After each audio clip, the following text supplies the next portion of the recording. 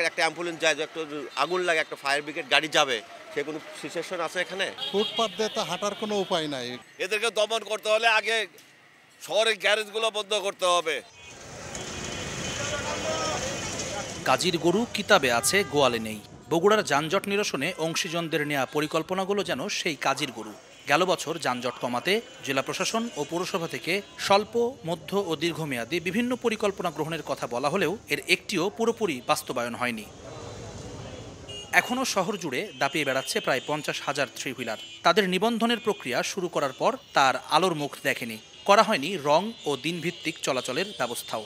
অবৈধ পার্কিংয়ে সরকারি কর্মকর্তাদের গাড়ি দাঁড়িয়ে রেখে শপিং করতে দেখা যায় হরহামেশায়। ফুটপাত দখলদারের সংখ্যাও বাড়ছে পাল্লা দিয়ে।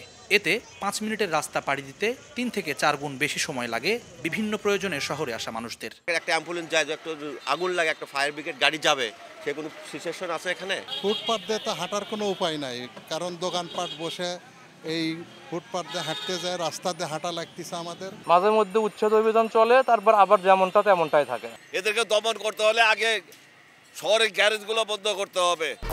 1, 2, 3 ঢাকায় জমি জিতে নিন 100% ক্যাশব্যাক সহ 20 কোটি টাকার পুরস্কার।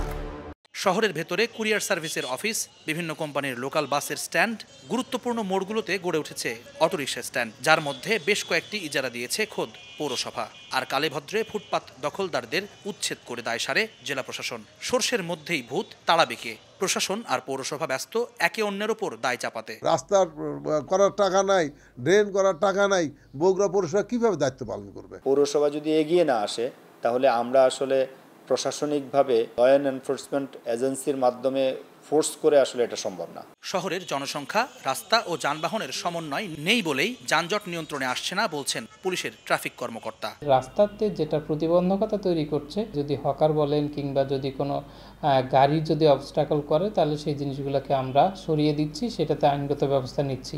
সমস্যা সমাধানে শহরের বিকল্প সড়কগুলো ব্যবহার বাড়ানোর তাগিদ সংশ্লিষ্টদের। জুম্মান সাদিক, জ্যাভলিন, সময় সংবাদ।